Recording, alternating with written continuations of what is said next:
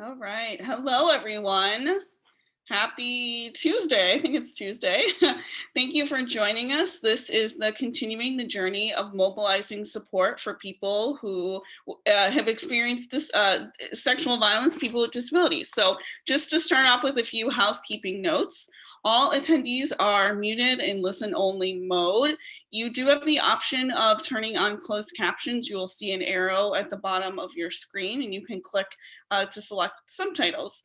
We do have ASL, American Sign Language interpreters today. We have two lovely interpreters who will be switching off. And our last note is that we do encourage folks to use the chat function if you have any issues or need any tech support. So without further ado, we're going to get started here. Want to take a few moments to introduce our two presenters. First of all, my name is Tara Ahern, and I am the project director for the Illinois Self-Advocacy Alliance. I'm also one of the co-chairs for Illinois Imagine Chicago. For audio visual descriptions and purposes, I am a light-skinned white female with long blonde hair. I'm wearing a, what color is this? Mauve? What color? I don't know. Maroon sweater. And I have brown glasses. So Emmanuel, why don't you introduce yourself?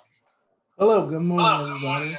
My name is Emmanuel Jenkins. I am the founder and CEO of a nonprofit here in Delaware called We Stand for Something. We service people with disabilities and their families. I'm also full-time employed by the state of Delaware. I am the community relations officer. My title is a tongue twister for the Delaware Developmental Disabilities Council. I am also a certified trainer and a project here in Delaware called Stop the Abuse Now Delaware. For a description, I am a African American male wearing a. I'm like you. What color is this? Gray. Gray, gray and brown mixture. Thank you all for being here. Yeah, wonderful. Okay, so we're going to launch our first poll. We want to know who's here today. Let's celebrate. So Maggie, if you could launch our poll here. Okay, who is it? So check all that apply. If you're a person with a disability or a self-advocate, if you work for a disability service agency, a rape crisis center, family member, or an ally for people with disabilities. Okay, let's do that again. Thank you.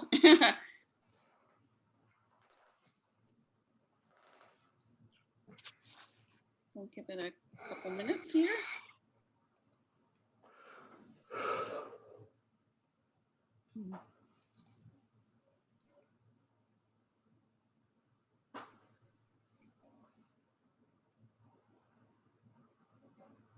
If you're able to click on our poll, that would be wonderful. We've got about 82% complete here.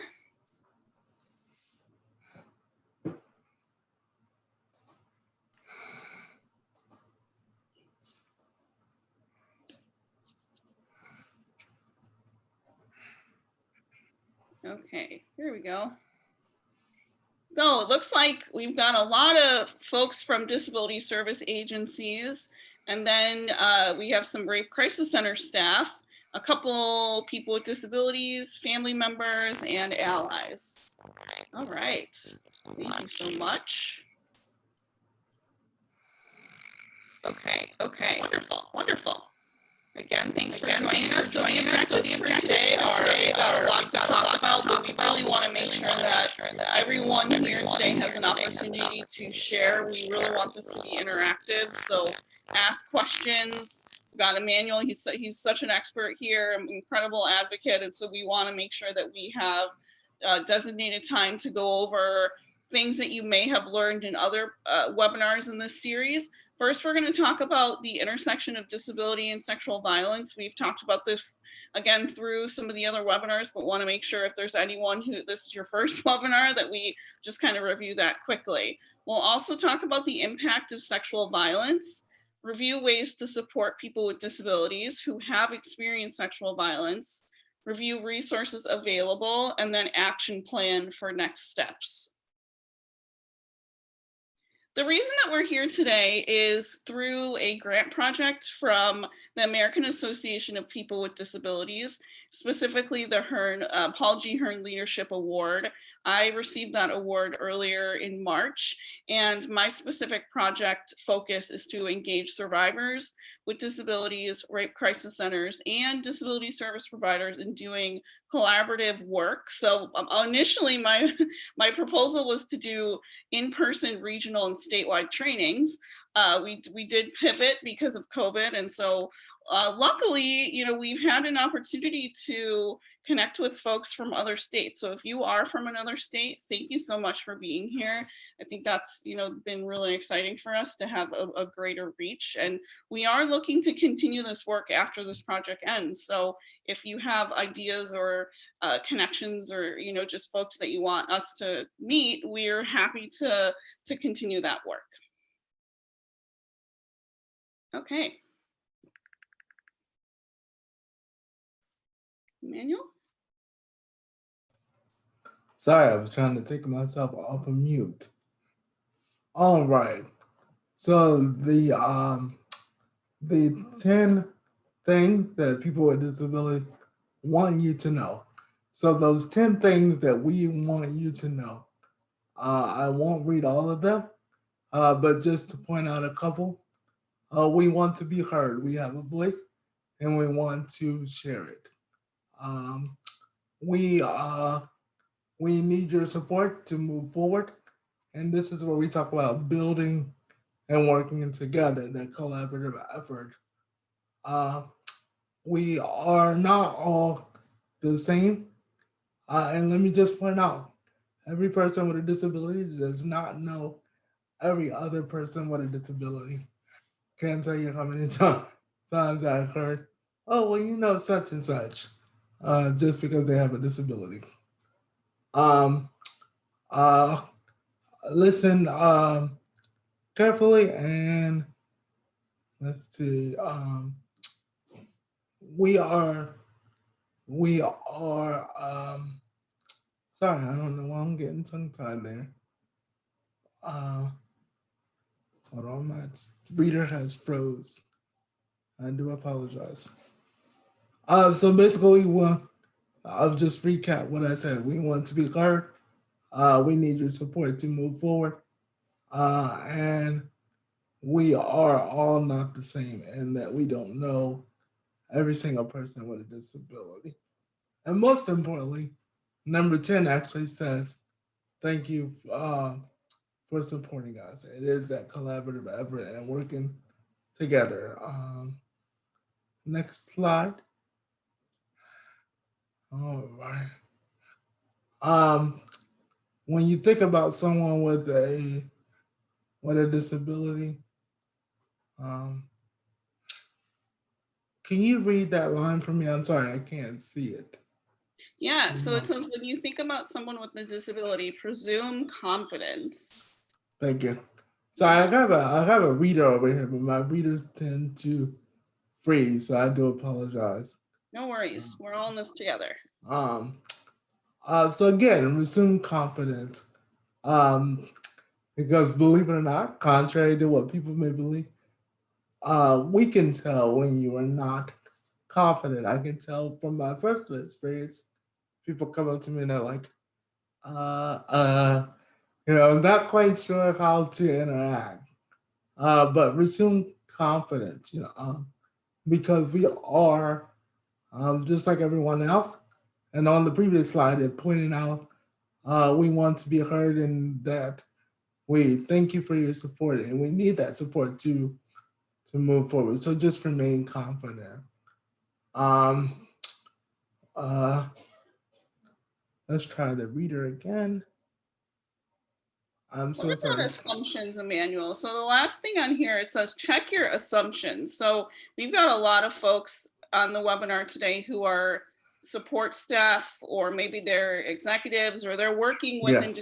individuals. So do you think that, what are your thoughts on, um, oh, my video wasn't started. Oh my goodness. Okay, I apologize. We're having some tech issues today. Sorry about that, everyone. So what are your thoughts on that? Check your assumptions. Again, it goes back to we're all not the same, and I think coming from the professional side, which I had the benefit of working on both sides. So a lot of times we go in with those assumptions because we have read that file, we had read that case review, we have read what we assume to be fully correct. Um, it's almost like fact checking, not just relying on what you read, but getting those personal connections and really getting to know the person based on the person and not just on a diagnosis. Oh, well, they have autism, or they have Down syndrome, or they have spina bifida. They may have some mental health challenges. And Mhm. if we go into the situation with an open mind, getting to know the person, believe it or not, that actually helps you treat that person much better because now you know how to implement things that they like, things that they don't like, and we Right, all have triggers, and it doesn't have to be an autism, diagnosis. It could just be maybe that person doesn't like the way certain things look or feel. So right. just keeping an open mind, and when you keep an open mind, that will allow you to um, check your assumptions because you won't have any because you'll have an open mind. Yeah, so we got a comment in the chat that says, thank you, JJ. Start from a point of seeing the person with a disability as complete and capable. And I really appreciate that because, as service providers, we are often coming from a medical model where we are, for better or worse, we're supporting people, we're providing respite for families. A lot of what we do is to try to ready folks for community life that they might not even ever get to experience because of systemic failures, right? And so I think that that's something that we want to be conscious of as providers, that we bring our own values and our own biases to our work. And even though we'd like to think we're all really awesome for doing this work, like sometimes there's room to grow, and there's room to evolve, and better ways of doing what we do. And I think that our state, in particular in Illinois, we're really going through this of finding better and more creative and person-centered ways to support people. And that's frankly really hard. It's hard for folks who have been doing this work for decades, for families who are told decades ago, this is the best option for your son or daughter, your ward. And maybe now we're starting to see that people with disabilities, especially people with intellectual and developmental disabilities, could have more full lives or could do things differently. So I think that this is a really important place to start our conversation. So Emmanuel, when we talk about language and culture and stigma about sexual assault and disabilities, what are some thoughts that you have around this? Wow, wow, Big question. that's a major question, especially as we are, we're in the middle of a pandemic. Our country is in a uproar when it comes to cultural things and this, dealing with the police and things of that nature, and that's all around the country. And when we talk about, you know, around sexual orientation and someone really being who they want to be, I think the country is now in a position where we have to, and we should have been doing this years ago, but really being open and understanding, and not just telling someone, "Oh, it's okay. Oh, it's fine." That comes off as patronizing. but Mm-hmm. to really involve someone says you take them for a whole person. I don't want just pieces of you. I want to be your whole friend. I want to be your coworker. I want to be your confidant. So when we look at uh,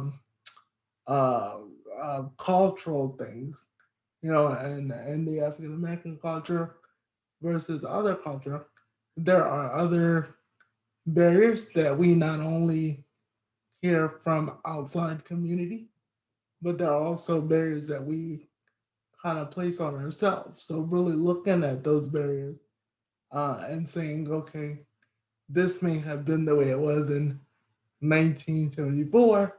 We're now in 2020. So really looking at the person to identify what those barriers are, and you do that through dialogue. And I think you mentioned something on the previous slide that's really critical to this conversation: the expectation. You know, Mm-hmm. the expectation um, has to change. I think a lot of times for professionals, we get stuck on, oh well, when I went to school in years ago, this is what I would taught. So this is the expectation that I'm going to keep. But we have to learn how to flow and move with the change. And that cultural situation goes back to the expectations. What do you expect from people of color? What do you expect from individuals from other cultures?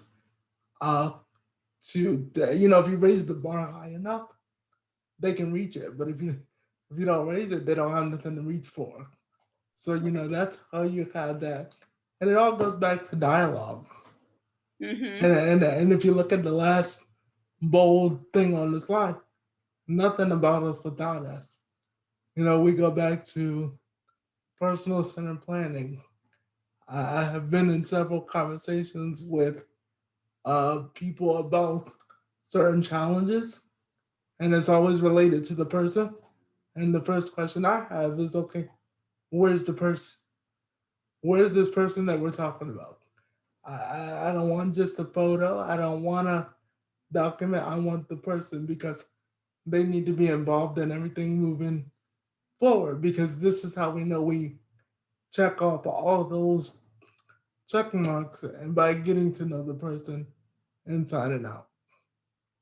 Great. Yeah, so I think that again, when we talk about checking our assumptions, we want to be conscious of stigma. Stigma around sex and sexual assault in general. We can talk for hours. We can do a whole other training and webinar series on how we shame survivors, how our culture really, uh, rape culture has, it really creates the scenarios for this to even exist, right? So when we think about people with disabilities being sexual, we need to check the fact that a lot of us may not think that that's possible, that that's appropriate, and what does that mean, right? And so I think like coming back to the place where we are person centered and we're really empowering individuals to make those decisions as much as they can, and understanding that there is this culture of compliance in the world where we support individuals, right? I don't really need to answer to anyone in my life, but people that we support might, because they live in congregate settings or they have guardians, and that's really hard. And so there is this delicate balance of wanting to empower people. Yeah, we want to keep them safe, but we also want dignity of risk. We want folks to be able to make mistakes, have experiences within reason, right? And so when we talk about sexuality, this is a really scary topic for guardians, for service providers, for sometimes for people with disabilities. The reality is that people, if adult bodies crave adult things, where there's a will, there's a way. And so when we don't educate people on consent and boundaries and respect, sometimes this is what we see, right? People with disabilities become perpetrators, they become victims of sexual and domestic violence. So it's really important that we educate individuals, and not just from a prevention standpoint, because that seems to be the obvious angle, but from an empowerment and an entitlement standpoint. People And with disabilities are entitled to be sexual because everybody is we're all sexual beings, right? Emmanuel, looks like you you got a thought and on that.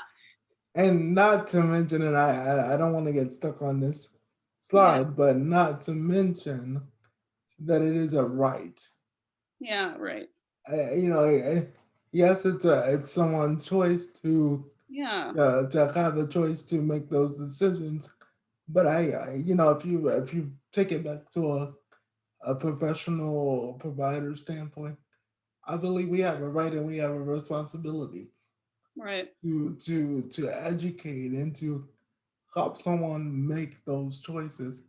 I right. can't tell you how many conversations that I had.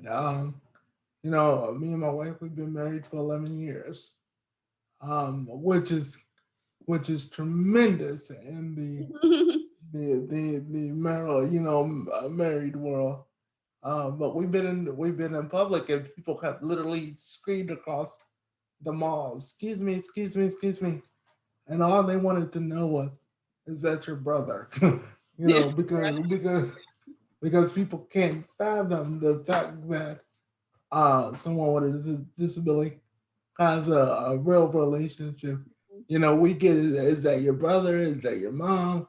Is that your nurse? You yeah, know, no, never to the point, you know, beautiful wife, you know, right. beautiful, you know, handsome husband. Mm, But again, I think we have a right and a responsibility to educate individuals to make that right choice. right, absolutely. And we're going to talk a little more about that. So, this is our second poll. Maggie, if you could help us launch this quick poll. So, we want to know if you attended one of our prior webinar trainings, were you able to do or think about any of the following? So, reviewing resources, developing an action plan, making new connections, supporting an individual with disabilities, an other. I just put other, and if you click other, maybe put in the chat what that is. And if nothing, you know, that's fine too. You know, it hasn't been that long. We're in COVID. It's a weird time, but hopefully some of you have been able to at least think about doing some of this stuff. Or was there one of these that really stuck out to you and something that could be attainable in the near future? So we got one response, all of them. We'd like to do all of them, right? Yeah. So it looks like supporting individuals with disabilities seems to be quite popular here. And that's the reality, right? If you're supporting folks, that's going to be uh, the best opportunity, right? To really get in there. And there's no right or, I mean, there is right or wrong answers, but you know, there's resources to help support what that's going to look like. I imagine a lot of folks today on the webinar are here because inevitably, you know that this is going to be more of a regulation at some point. With, especially in Illinois, we passed House Bill 3299, Public Act now. So this is definitely going to be something that is going to be more of a focus, hopefully, for agencies, you know, in the near future. So, okay, let's see where we're at. We've got supporting an individual with disabilities, and second is reviewing resources. So that's great. I love that. And then making new connections. Wow, Yeah, that's great. awesome. Okay, first objective, let's talk about the intersection of disability and sexual violence. So some of these slides I'm going to kind of run through quickly. I want to remind everyone that we will be sending out the PowerPoint and the recording for today. So if I'm going too fast, please tell me in the chat. I tend to talk kind of fast. So I just want to make sure we have time for new content and new, really space for all of you to connect with us and ask questions and brainstorm what your next steps are going to be at your organization or in your life. So sexual violence is an umbrella term, and we have all of these little circles here. So we've got rape, trafficking and exploitation, incest, child sexual abuse, stalking, harassment, intimate partner violence, which is also known as domestic violence, and then unwanted contact or sexting. So this is really, there's a lot here. And so as we talk through, Emmanuel's going to run through some facts and figures with us. Emmanuel, how's your screen reader? Are you able I'm not sure exactly what's going on, and Okay. I don't want to mess it up because I might lose you. Okay. So um, I can try to do without it, but Well, so these are the facts and figures. So let me just let me run through them, and then you can tell us what you think. Does that sound okay? Okay, great. That's fantastic. Thank you. Okay. So important to know, people with disabilities experience sexual violence more than 3 times that of people without disabilities. This is kind of a weird stat, but some of the other data that we see is that people with, especially people with intellectual and developmental disabilities, experience sexual violence more than 7 times that of people with disabilities. So for women, we see the rates around 80%, which, if you think about that, is just, it's awful, right? And a lot of the people that are sexually assaulted experience multiple episodes of sexual violence by more than one person, usually. Maybe not at the same time, but at different points throughout their life. And so for men with disabilities, we see stats from 30 to 60%. Again, reporting rates are very low, and so that's something to consider. The fact that of the data we have, the rates are so high, tells you that this is it's an epidemic, right? So something to really keep in mind, that we need to be proactive about this. And so on the next slide, we have personal care attendants, transportation providers, and family members are the most common perpetrators. So that's interesting, right? And when we think about the way we serve individuals with disabilities in this country, in Illinois, because that's where I live, a lot of our folks are still in congregate settings, whether it's state-operated developmental centers or immediate care facilities, group homes. That's where they live, right? And maybe they go to a sheltered workshop or a day program. For those that are lucky enough to be able to work in the community, yes. But most of our folks are really kind of living isolated lives in sort of like bubbles, right? And they're not typically able to be out in the community as much as maybe you or me. And so the thought that people closest to them are there to support them and are, have easy access, this is a really scary thing, that we have this myth that sexual violence occurs in alleys and with strangers, and we know that that's not the case. So and then we have some more data here, and only 3% of sexual abuse cases involving people with developmental disabilities are ever reported. So something to think about. Can I highlight that real quick? Absolutely. So not only in your state but Delaware as well, and I'm always referring to multiple common reasons on what some of that could be and why. If you look at the statistics for reporting, that is because a lot of individuals don't know how to report it or are scared of retaliation. There's something that I like to refer to of the next fear. If I report this, then what next? If the statistics show that it's personal care attendants and providers and transportation, those are 2 common things in your life that you need to be able to be productive, get up in the morning, get dressed, get meals, get medication, get to the doctor's appointments. So if people, one, don't know how to report it, it's not going to get reported because they don't know how. Uh, Two, if they don't have the support to, make the call or let someone know, if I lose this attendant, then I lose all those personal care needs that I need to move forward and live my life. So you mentioned the statistics about how many that it happens to multiple times. This is because of the close contact and the frequency. Uh, People don't go down an alley. People don't go to a hotel. Um, these things are happening in people's homes and group homes in the bathroom when people are not around.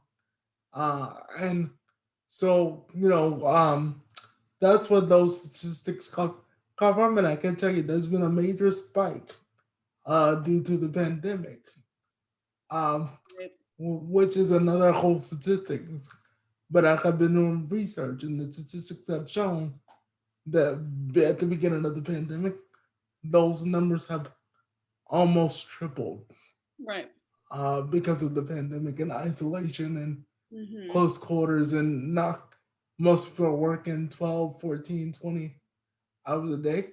But that doesn't give you the right to sexually assault someone because you can't go home with your family. Right. Right. Yeah, so and thank you, Jujin, for reminding us that yeah, these stats are not really much. These realities are not much different for people without disabilities. So Right. the majority of sex crimes are perpetrated by someone the victim knows. That's just the reality of sexual abuse, sexual violence in general. And so for people specifically with disabilities, there is an increased risk, right?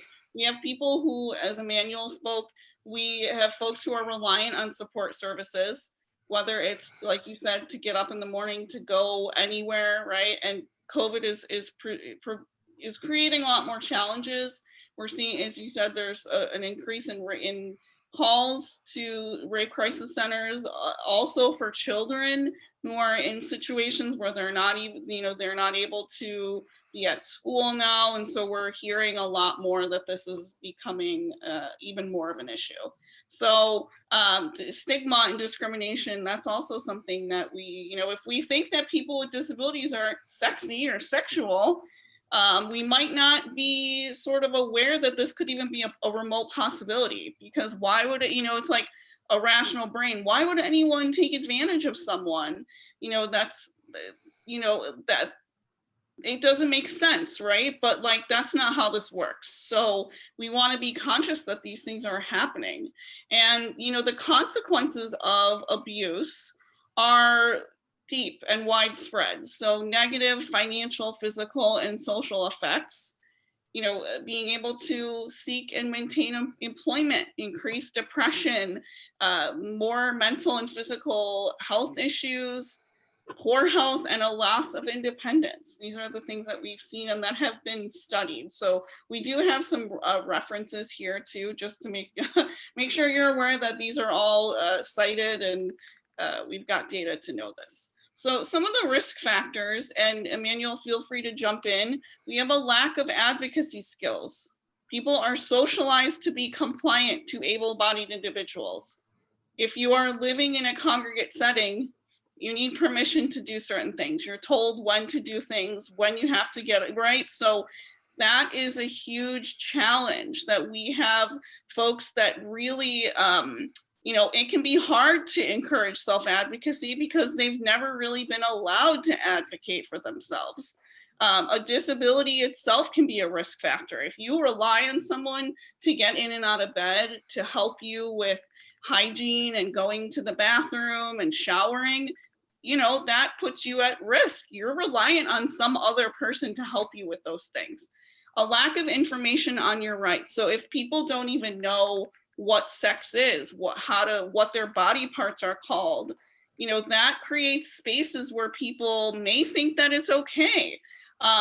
They might not know that it's bad. I mean, they probably feel that it is, but if no one ever taught them about their body or how healthy sexuality works, they might just be like, oh my gosh, I didn't even know I could tell someone, right? Emmanuel talked about that too.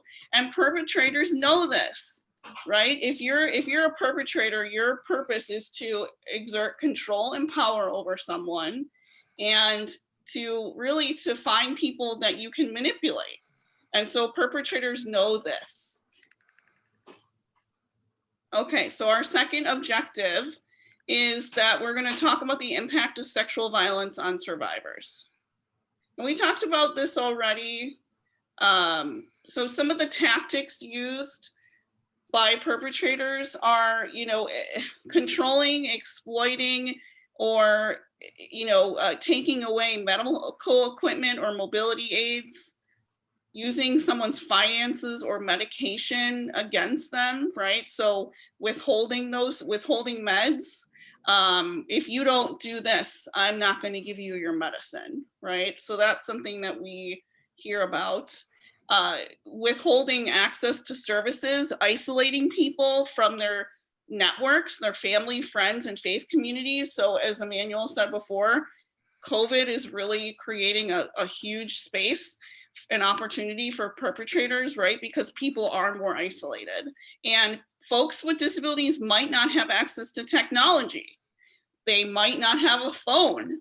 And so they might not be able to use technology in any capacity, but they also might not know what the resources are, like what their local rape crisis center is, or, calling a hotline. They might not even know that those exist. And then also we have grooming strategies. Okay, so let's talk about ways that we can support all people with disabilities, including those who experience sexual violence. All right. So, Emmanuel, what are your thoughts so far? Want to check in? Yeah, You've always got something brilliant to say. Tell me my wheels is turning. Yes, I can see that. But I want to highlight really quickly. Uh, um, you mentioned people not having the skills, or people not knowing who to call, or Mm-hmm. what number to dial. One of the things that I can speak for Delaware, we've been trying to take this thing now, national.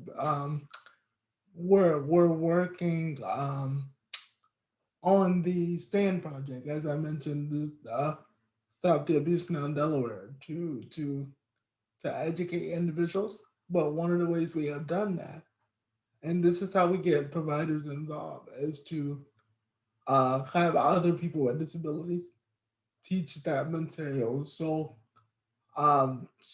because it builds a trust factor, and if you look at sexual assault, it really goes back to let me build trust. Mm-hmm. Let me tell them if they don't do XYZ, I'm gonna take XYZ away. Uh, so you kind of build trust along with manipulation. Well, you're my friend, and I come every morning to get you up, or I let you watch your favorite movie. So really, for providers, and what I want to point out is that it goes back to that collaborative effort.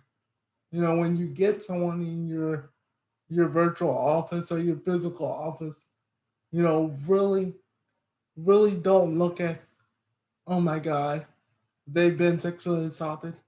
They must have caused it, which, believe it or not, I hear that from medical providers, like, well, how did it happen? The question is, how are we going to prevent it again? So not so Or much how of, can we support you, right? right, how can we support you through the traumatic Mm-hmm. moments now and after the fact? So I just want to highlight that.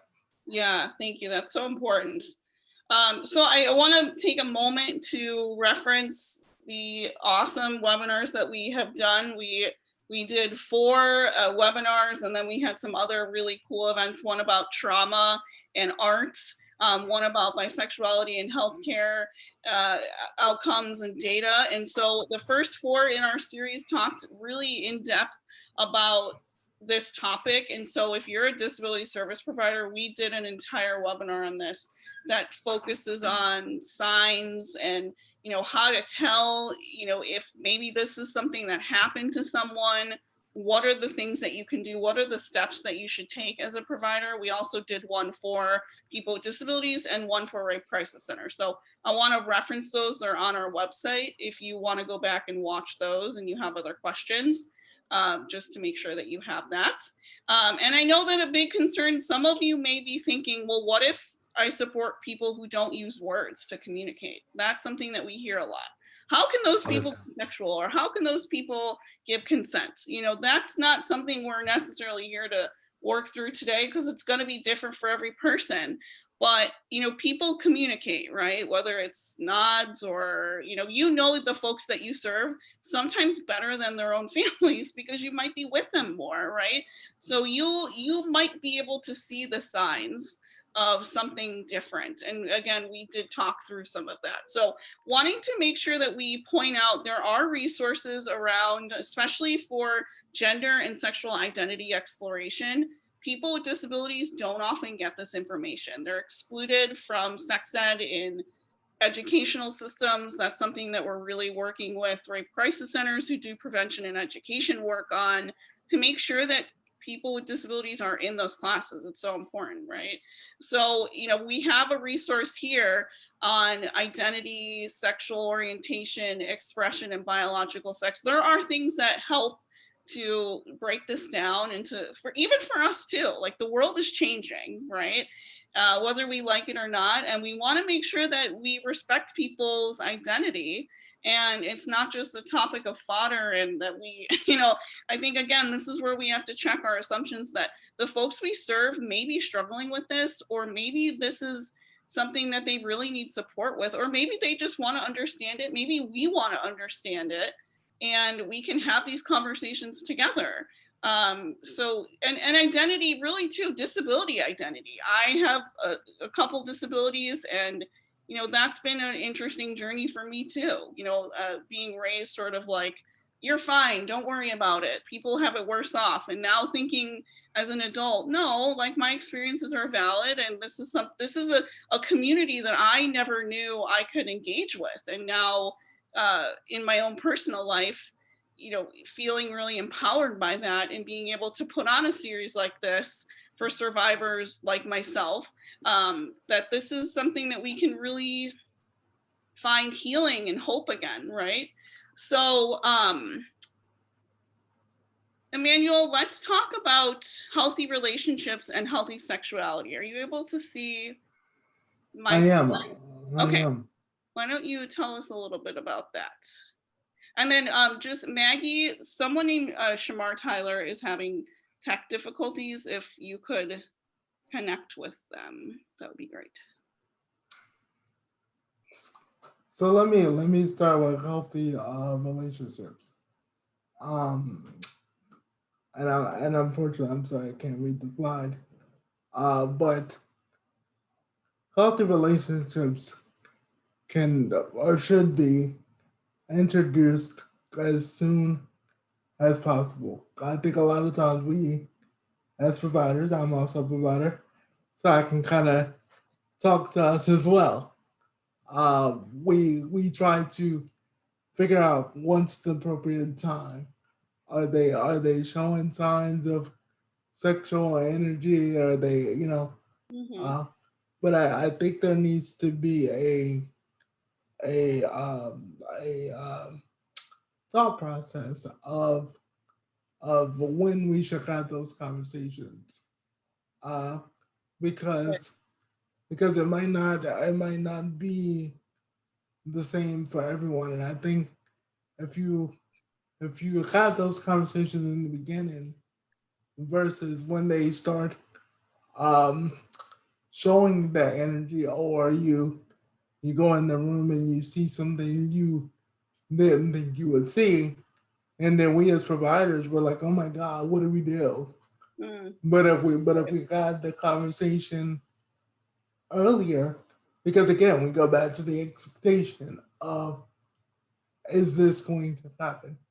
Yes, it's going to happen. It might not look the same for everybody, but it's going to happen because we are still human beings.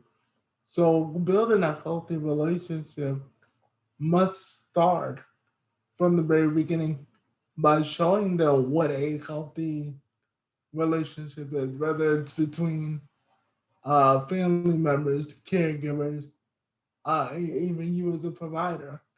If I don't know what a good healthy relationship looks like, then I don't know what a bad one is because Mm, I have nothing yeah, to measure it by. right. Uh, and then types of relationships, which I just mentioned. And then the value of it. Is this relationship bringing value? I think a lot of times we look at people with disabilities. Oh well, they need me as a provider, or they need me as a personal care attendant. So even if it's not bringing value, they have to deal with it.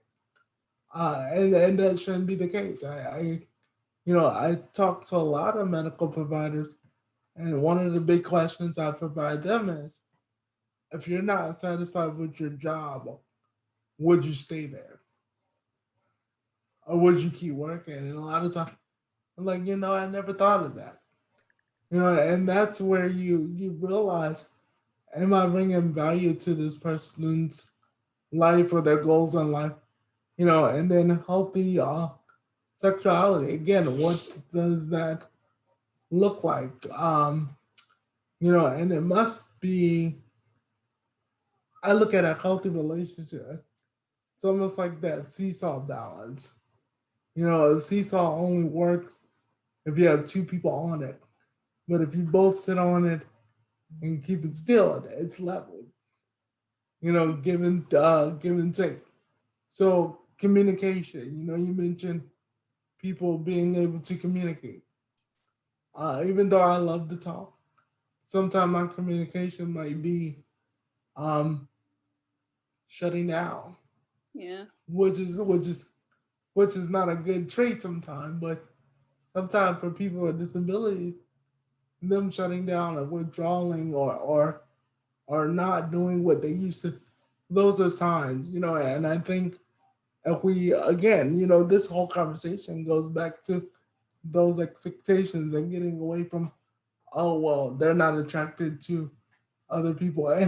And let me just tell you, I have many friends with disabilities that are bisexual and uh, transgender, and right. the because it's their choices. And I think we get stuck on, oh well, if they're gonna have relationships, then we try to paint this picture of what it should look like.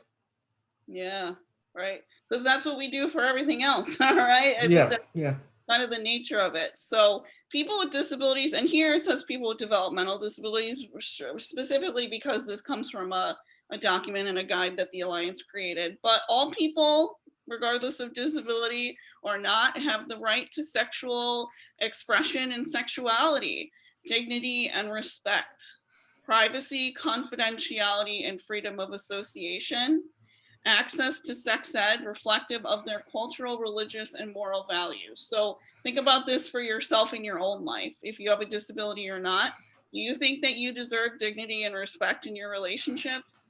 I hope so. And if you don't, you do.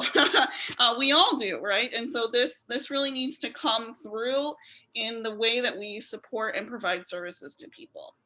This is something I'm going to go through pretty quickly again because it is in the slides that we're going to send, but we have a sexual rights statement that the Alliance helped develop, and people with disabilities were in the forefront of developing these resources. So please review these and take these back to your organization, to your executive director, form a committee, have people with disabilities on those committees, and really think about what are your next steps that you can take to make sure that people that you're supporting have access to, just at a baseline, knowing their rights and getting education, right?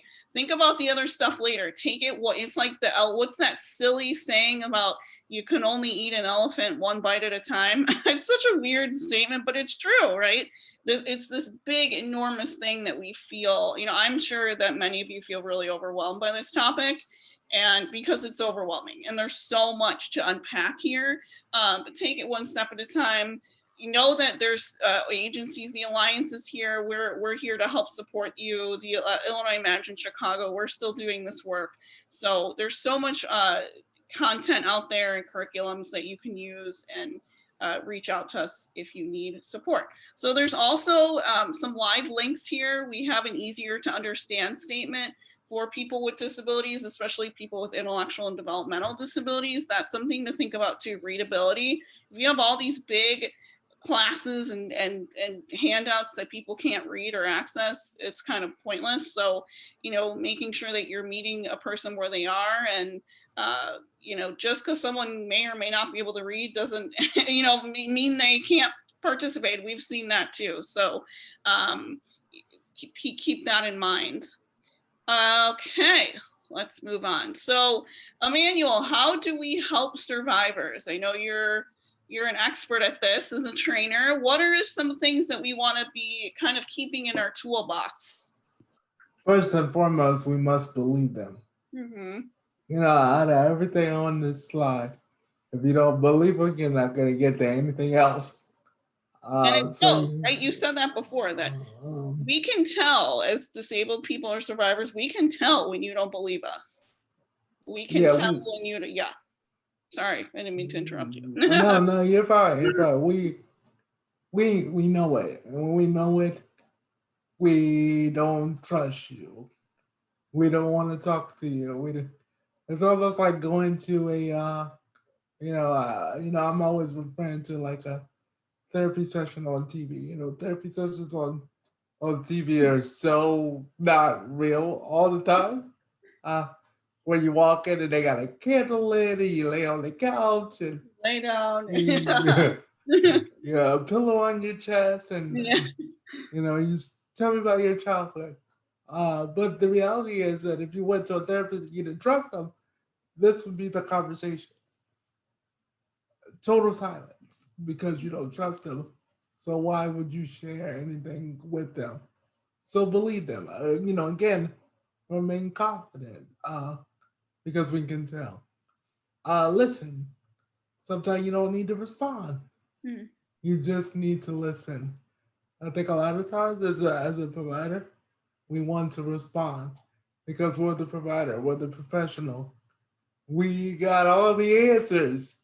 And sometimes our best part of our job is just to listen. Tell them it's not your fault. That could actually be the second bullet if we were putting these in a certain order. But tell them it's not your fault. And respect their space. A lot of times, people with disabilities, we don't give them space. We don't believe they have a right to have a space. So really respecting their space. I'm a very particular person. When I get dressed in the morning, I want my hair done a certain way. I want my clothes done a certain way. I want to smell a certain way. But respect my space and give me the space that I deserve. Offer resources. And I gotta piggyback on what you said. If we're going to offer resources, please, by all means necessary, even if you gotta send it to somebody to review, please make it a resource that we can understand.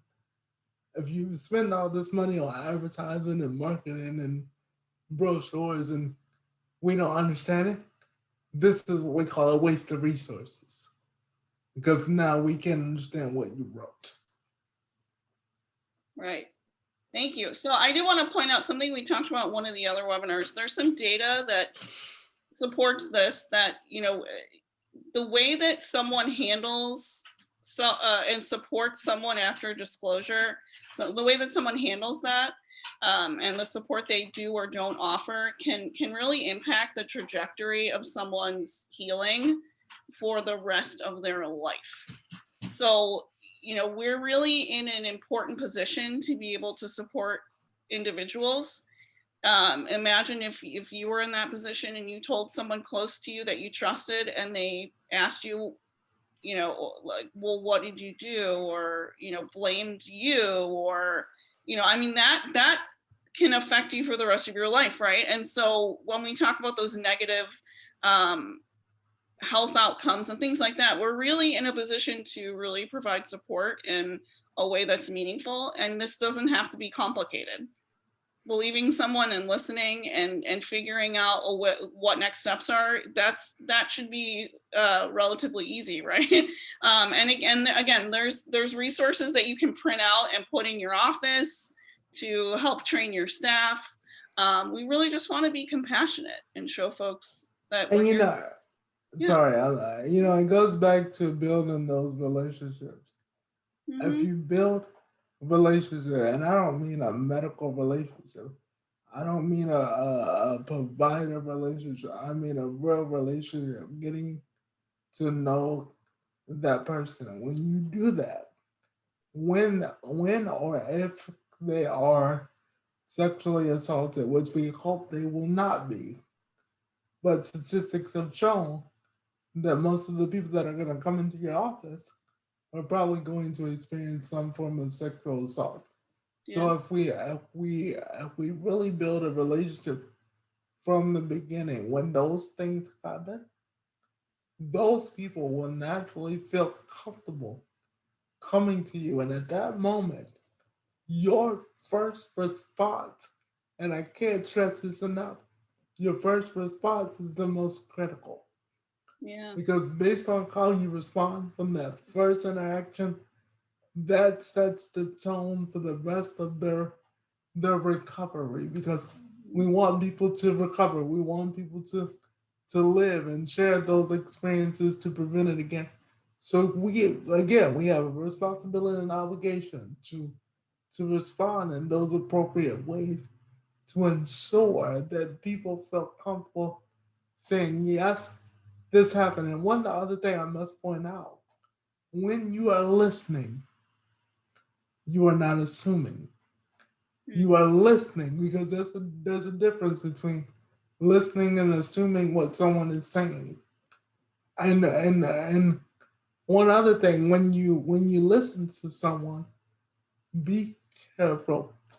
Be careful who you share that information with, because if it gets back to the individual that broadcast it like a TV show, Mhm. guess what? They won't come to you for nothing else, Right. because we don't want it to be broadcast. We want it to go to the appropriate people, but we came to you because we trust you with that information. Right. Yeah. So, and some of us might even be mandated reporters. So that's something to keep in mind too. All the more reason to develop policies and protocols at your agency, or if you're a Yes. if you're a rape crisis center, how can you make connections with disability service providers in your community to make this transition or make this connection easier, right? So utilize the resources around you, have an action plan for how to support folks. People may or may not want to go to the emergency room to do evidence collection, or that might feel too overwhelming, and that's okay. But we want people to know what their options are. But again, the first priority is to create a safe environment for the person. So someone may they may disclose several times. That may be part of their recovery, making sure that people have the access to therapists. And again, if there's any therapists that are watching now or in the recording, there is a resource guide for therapists to support people with disabilities. Just because you're a therapist or a rape crisis center or a provider doesn't mean that you're always going to be good at serving certain individuals. And so we want to make sure that we have access to those resources to be better at that, so we can meet those needs. And even if someone comes to you and you you come to find out maybe it didn't quite happen that way, or it wasn't fully the truth, we are not the judge nor the jury. Mm-hmm. Even if you are part of a jury or part of a judging system, every time someone comes in your office, you should believe them. I don't care how many times they cried wolf, you Right. should believe them. And that's where the responsibility comes in. And I have heard from medical providers, well, you don't know how many stories I heard wasn't true. Well, guess what? 99 of them could be totally false. And that one that you denied could be the Right. true one. And you done just made their life that much worse because you dismissed it because you were focused on the ones that you presume not to be true. Yeah, and just to throw this out there, false reporting rates in terms of sexual violence, uh, they're no different than other felony crimes. So, yeah, there are people who may false report as they would a robbery or an insurance fraud or something like that. But again, they're no different. But when we think about media, when we think about rape culture, we persistently say to victims, you're lying, you're this, you're that. So keep that in mind, that we all bring that with us every time we're, slut shaming, or when this is all part of like a culture that creates opportunities for rapists and offenders to do what they do. So be conscious of that most people are not lying about this, and most people keep it to themselves. You don't know how many people, through doing this work, I have had so many close friends and family disclose to me that they've experienced these things and never told a single person because they knew what would happen if they did. And that's really sad and disheartening that we have really failed ourselves and each other, in that we don't really, that survivors don't feel like they can come forward and be supported. So, when we talk to rape crisis centers too, there's this kind of confusion and really lack of awareness of like, where are these individuals? We know that people with disabilities are experiencing violence at a higher rate, but we're not seeing them. And maybe they're not disclosing their disability, but how do we make sure that people can get those services and supports? How can we make sure that they feel safe to even disclose? So I think that that's such a baseline problem that we need to solve. So every state has resources. In Illinois, we have the Illinois Coalition Against Sexual Assault, and some hotlines. Here's the National Sexual Assault Hotline. And every rape crisis center, they offer a hotline medical advocacy. So that will be, if you go to the hospital, someone that will, an advocate that will be there with you to guide you through that process.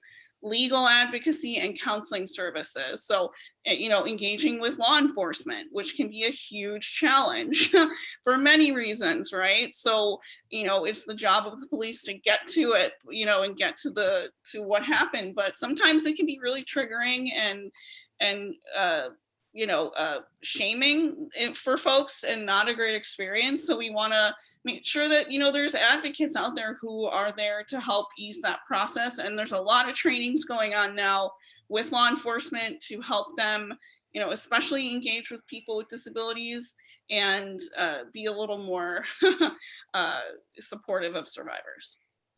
Okay, so we are coming up on, we've got just a little under a half hour, so I want to make sure we get to the point in the training where everyone can engage. So just be conscious of ways that you, whatever environment you're in, that you are thinking of, how you can accommodate varying abilities of individuals and provide individualized solutions when needed. So thinking about, physical spaces and universal design, we have this word here, communication. If you can see on my screen, the font is in a yellow color, and it's really unreadable.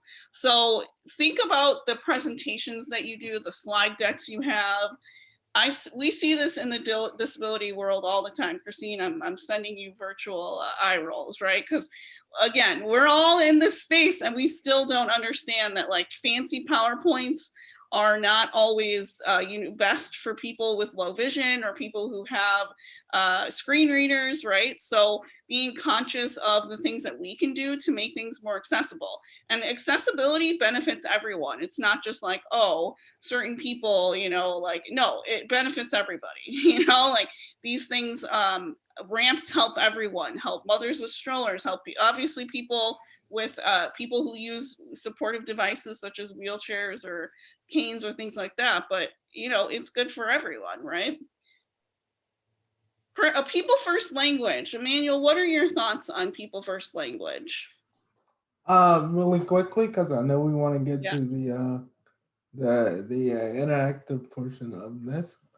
But people first, like you guys, is very, very critical. We are people first. It goes back to not using that medical diagnosis or the label for everything.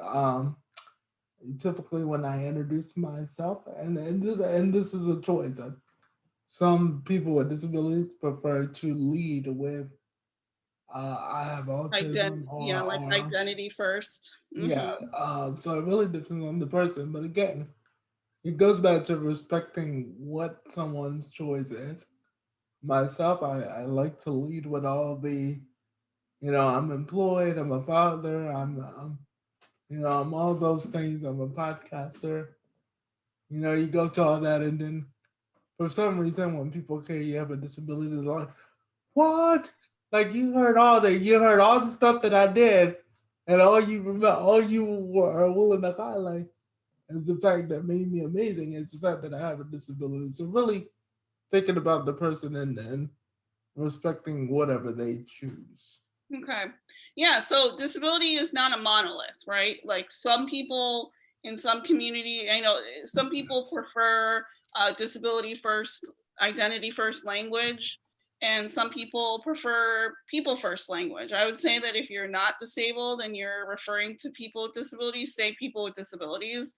I think that that's, just sort of like a good place to start, and not using labels. I think one that comes to mind is nonverbal. I cringe every time I hear it. I think that it sums up something that we want to communicate quickly, but are there better ways to say that? A person who doesn't use words to communicate, because then it sort of puts someone in a box and we have assumptions about what that person is and isn't or can or can't do.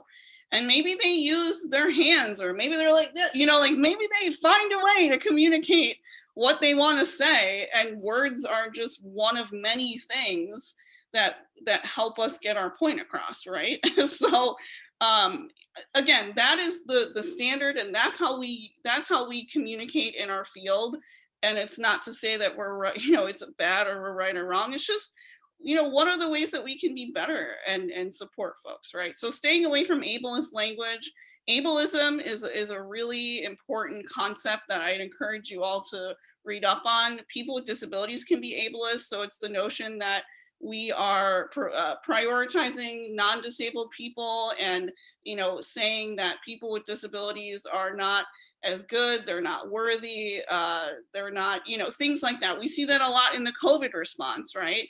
People with intellectual and developmental disabilities not receiving care in hospitals, being sort of at the bottom of the priority list because, well, they've got this, and this, and we want to prioritize someone that has more capacity and whatever. So again, this happens all the time. It even happens in the disability community, so be conscious of that. Self-advocacy is the most important thing that we can do to support individuals when it comes to sex or anything else.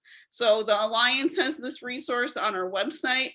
It's a worksheet. We do trainings for people with disabilities, and thinking about it like a puzzle. And these are the pieces. Who can you talk to? What are you going to talk about? When or where can you have a meeting?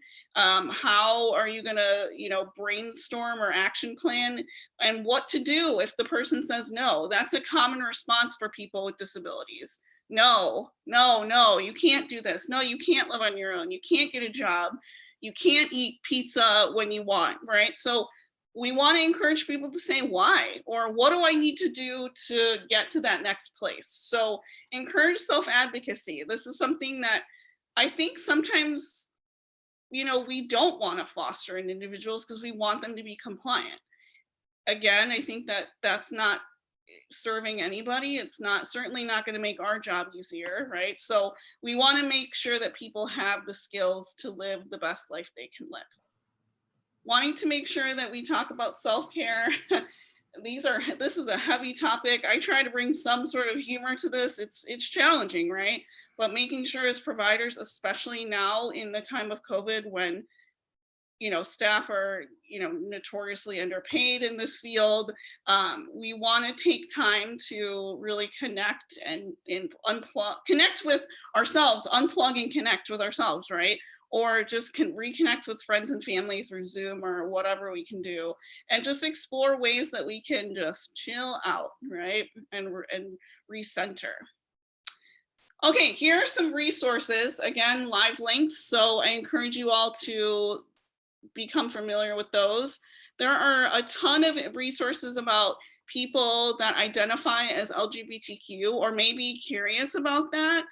Maybe they want to, learn what's out there. What are the options, right? And there's lots of projects and grants that have come out to really specifically address this and, provide people with resources. Okay, so Emmanuel, can you see this? Are you able to read this question? If not, that's okay. I can only read part of that. Okay. Hold on one second. Let me try something. What are some barriers you have encountered in it looks like mobilizing? Yep. Mobilizing support for people with disabilities. We have. So this is a question that we want to ask the audience. So for those of you in the audience, what are some of the barriers you've encountered in mobilizing support for people with disabilities who've experienced sexual violence? If you could put it in the chat, what are the challenges that you're having? Why are you on this webinar today? What do you need support with? How can we help? And Emmanuel, can you give our audience a little encouragement? Yes. So again, this is really an opportunity, and we have recognized that there are some challenges. However, this is the platform to share what those are. And we want to help work through some of that. So if we could identify what some of the barriers are, and I think being able to do this virtually, the privacy of using the chat box, you don't have to worry about us putting you on blast. Because this is a collaborative effort, so we really want to hear from you. I think we have one in the chat box. Yeah, so we've got, being at a community day service provider, I often want to be sure that those who have been abused in the past feel safe and comfortable with staff when they are helping with personal care and toileting. Absolutely. Thank you. So that's a big risk. And so advocacy is a great thing to teach folks, right? That you can speak up and speak out about things that may have happened, but also like what you prefer. And Emmanuel, you referenced that before with personal care, that you want your hair a certain way, you want your clothes, and that's great. And you learned how to advocate for that, right? And a lot of providers would consider me a pain in the butt because I am very meticulous. But again, I have the right to decide on what I want to look like, what I want to smell. Right. But I think one thing I want to highlight here: when we empower individuals, we motivate them. So if they are in a group home setting, a shelter workshop setting, and they're in those settings, and we motivate them to get up and take a shower or comb their hair. When we set those standards and they feel proud, then some of those individuals that can do it with some assistance will beat you to the mirror in the morning. Where's my toothbrush? Where's my comb? Yeah. So empowerment and motivation goes a long way. But I believe we have another comment in the chat box. So how to challenge ableist assumptions from family or maybe a guardian who with best of intentions still sees the person as childlike, how to start a conversation to inform. Wow, I love that. I love that. Yeah, what are your thoughts on this?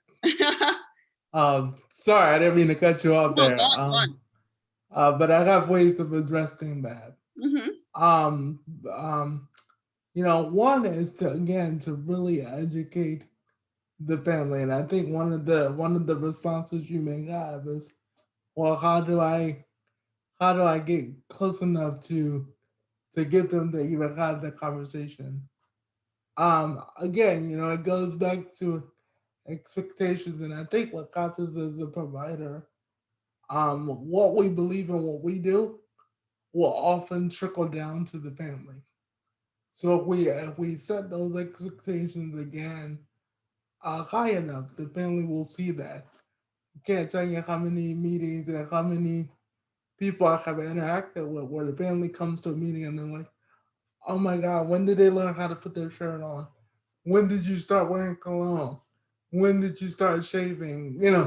Those kind of things, and they're like, "Oh my God, we never thought he or she would be able to do that." So, by setting those expectations, it becomes a domino effect. And there are ways to introduce the family to those possibilities, and you can do that by giving true life examples. I think we live in a country, not just a state, but we live in a country. We are a show me country. If you did it, show me. If it can be done, show me. So if we start showing people what can be done, people will come around and say, okay, well, if they did, we can do it too. Absolutely. Yeah. So raise the bar, have expectations. I think giving people choice too. We see this like giving people the option to choose what they eat or what they wear or what Yes. they do during the day. Choices that they typically haven't had. But also when we talk to parents, you know, uh, it's hard. It can be hard. Even when we worked on the House Bill 3299, now a public act, there was so much backlash and so much negativity around it. A lot from guardians and providers who were like, nope, no way. And that was so discouraging and triggering. And for the people in the room with intellectual and developmental disabilities who are sharing their stories and to hear this vitriol come out of people's mouths about how they were entitled, it was sick. It was like really disappointing. And that's a reality that we have to acknowledge, that not Yeah. everyone in this community believes that people with disabilities are entitled to sexuality. And you know uh, that's unfortunate and it's unacceptable, frankly. And so what are the things that we can do to educate ourselves and the people around us? I think we talked about on other webinars, developing policies at your agency, thinking about what steps you can take, how to connect with advocates and empower them. It's a domino effect, right? In a good way. When you empower individuals and teach them about advocacy, give them opportunities, pay them for their experience and expertise, a livable wage, right? A competitive wage. You see people flourish in a way that you probably, you might not have thought was possible. So, these are some of the things that we really encourage. Being careful not to re-traumatize by your actions. Yeah, that's really important too. That, the grief and recovery are not linear. It's not just like you're over it. Things kind of come in waves, they come and go. So we want to be really thoughtful and acknowledge that for folks that we serve, um, it may look like other folks recovery, but it might not. Their recovery might not be. They might talk about it a lot. They might not talk about it at all. They might not want to shower because for some reason they might shower too much, right? So thinking about those things too, that um, people may not be able to express what's really going on inside, but it doesn't mean that they're not going through it, right? So um, just having compassion, I think, is really important. Uh, What are uh, some other barriers or concerns that you may have at your organization or in your family? Or you feel free to message me privately as well if you don't feel like you want to share with everyone. I'm under Tara Ahern, I think. I should be under that. Okay, and while we're waiting to get some more comments, we talked through these barriers a little bit. So we've got sex ed, of course. Staff training is a huge one. I referenced policies and protocols and opportunities to explore sexuality. This is really something that, yeah, we can say people should have opportunities. For folks living in congregate settings who have roommates, that's sometimes impossible, right? So, we're actively working with the state here in Illinois about, how do we give folks opportunities to live in the community or get out of congregate settings or have their own room, or, just the way that we provide services that may not be, like, would you as a person want to live in a house with people you don't really know, or maybe not, you don't even like, have a roommate? Like, I think that some people may like that and that works for them. Would you want to go to a day program or a sheltered workshop and receive a sub-minimum wage for the work you do? I don't know. Some people like those settings, some people don't, right? So again, I don't want to kind of randomly, I feel like I'm kind of I know. Yeah. And I think, one of the things we got to get away from as providers is we always done it this way, so let's continue it this way. Yeah. That new way of we want new results, but we're using the old method. Yeah. You can't. Or maybe we're happy with the old results because we don't really want to rock the boat.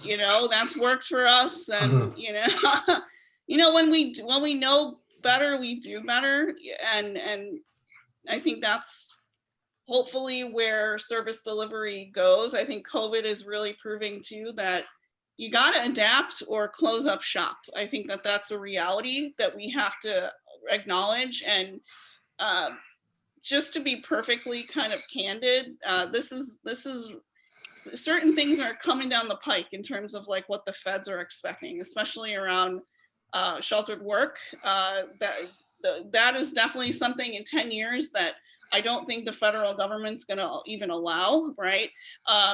It's if you look at WIOA, the Workforce Innovation Opportunity Act. Yeah. So the way that we provide community day services is changing, and there is really a focus to be more community centered. Obviously, right now that's impossible, but providing sex ed in classes and self-advocacy is something that we're hoping we can really impart way earlier, right? So people that we serve that maybe in their 40s or 50s who there was none of that. And so now we're hoping that younger individuals can receive this information, and they have a lot more access to technology and they can go on the computer. So things are different and they're changing, but being conscious of the ways that we can provide support, I think that's all we can do.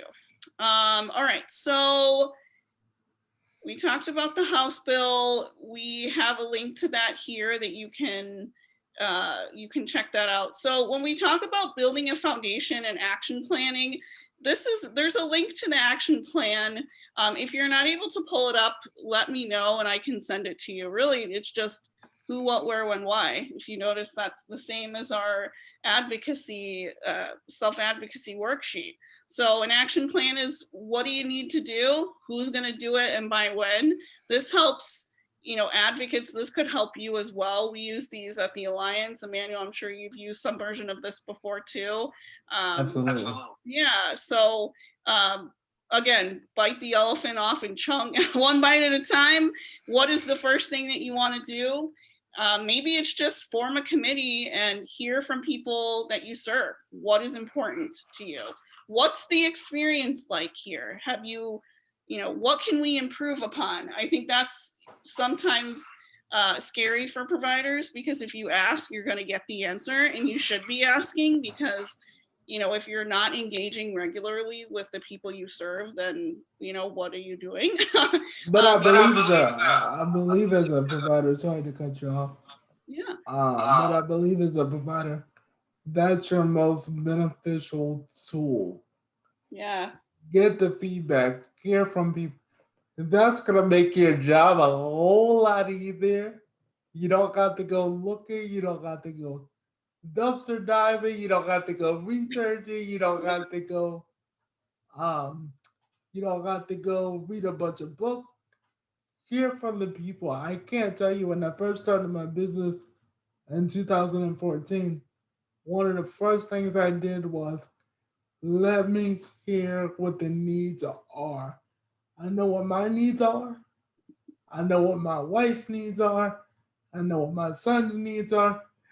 Yes, by the way, I have a 14-year-old. Just love to throw that out there. But I knew what their needs are. But I said, if I'm going to service the community, that I need to hear exactly what's going on from the community. And when I did that, when I did one of these charts, yours is a lot more put together than mine, but it still served the purpose. But when I did that, I was able to identify what the problems were, and based on that, I was able to put programs and services in place very very easy with that information. And now here in Delaware, I'm one of the leading service providers because I'm addressing exactly the needs, not what I think, not Mm. wrap this service around or let me wrap this person around the service. I'm wrapping the person around the service, which allows my job a lot easier because I'm putting the person first. Right. Oh, I love that. Thank you for sharing that insight. It's really important. So being disability or trauma responsive is a great place to start. There are assessment tools in the Illinois Imagines toolkit, which you can find on their website. I encourage you all to, if nothing else, start there. It's a lot of information, but it's really just a survey. Have people at various levels of your organization fill out that survey. So DSP is, yeah, everyone from top to bottom, and also people you serve. Really think through how trauma responsive are you, or how disability responsive are you. We've done the disability responsiveness tool with rape crisis centers, and so that was really interesting too, to help them think through, how can they better access individuals or make it so that their organization is more accessible and open to people with disabilities. So those are some things that you can do to start. And then once you have the assessment responses, then you can create an action plan, maybe do some staff training. The Alliance, we do staff training. I know Emmanuel does contract work, so he is available to do that too. And then think about the services you offer and try to remove some of the barriers that are really preventing folks from accessing services. And the way you and the if I could jump in really quickly, Yeah. the way you did that is by really baking people in and not layering us on after the fact. It's like a cake. If you bake us in the ingredients of making your service or making your cake moist and delicious versus making us a icing to layer on top after the cake has rise and it comes out of the oven. If you put us within the ingredients, that's gonna make your service foundation much stronger, which means you can build on top of it. So just think about incorporating us in the very beginning and not a icing or some sprinkles Yeah. or whatever the case may be. That is brilliant. I love that. And now I want cake. So thank you for that. I'm hungry. So some other things to think about are collaborate with other agencies. So there are agencies that are sort of like known for best practice that are doing this sort of regularly and have been doing it. I know UCP Seguin is one that has a really robust support. They've done this responsiveness reviews, and they have policies, and they are available for training. So, again, you can connect with us to learn more about that, and just we can connect you with other agencies. And then also, there are some policy and procedure examples in the guides. So really, any question that you probably have, the answers are in there, and if they're not, we can help you with that. One thing to keep in mind is the Illinois Imagines resources in particular were funded through a federal grant through the Office of Violence Against Women. So you'll notice that a lot of the resources and references are around women with disabilities. And that's not to say that or discount that men experience sexual violence. It's just that's how the grant was funded. There's also a curriculum that they have, which I've used several times, which everything is really easily adaptable, but just something to keep in mind. Okay, and then just keep collaborating. And I do encourage you to reach out to your local rape crisis center, start developing relationships, and maybe facilitate some cross trainings, and let them help you develop response protocols. Rape crisis centers in the state of Illinois especially receive training through Illinois Imagines. They have a lot of these resources, and they may need to do some brushing up on it, but I think that one of our biggest challenges is collaboration. So I encourage you all to do that. And then, as Emmanuel said, engage with the people you serve, have them co-present trainings. So staff training, interviewing people, developing resources and materials that are readable, offering support groups, and invite people to join your boards and committees. Nothing about us without us, right? We need to be at the table. We need to be in the room where it happens. And you don't normally see this in other areas of disability and social justice. You wouldn't be at a Black Lives Matter movement and all the people there are, white people, right? You wouldn't be at a group for supporters with cancer and no one in the room has cancer, talking about the ways that we should support people with cancer. I think that that's something to keep in mind too, that this movement, the disability rights movement, by and large, for people with physical disabilities, was run by people with physical disabilities. And there are challenges that we have in mobilizing support for people with intellectual and developmental disabilities. And a lot of that has to do with just education and advocacy opportunities. So we need to make sure that we're centering folks in everything that we do. And if we don't think that they're capable, how do we get them to that point where they are, right?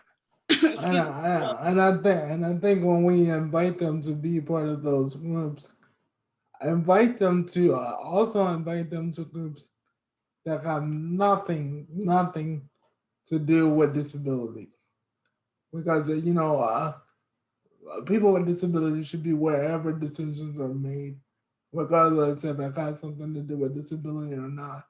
So just be mindful of that.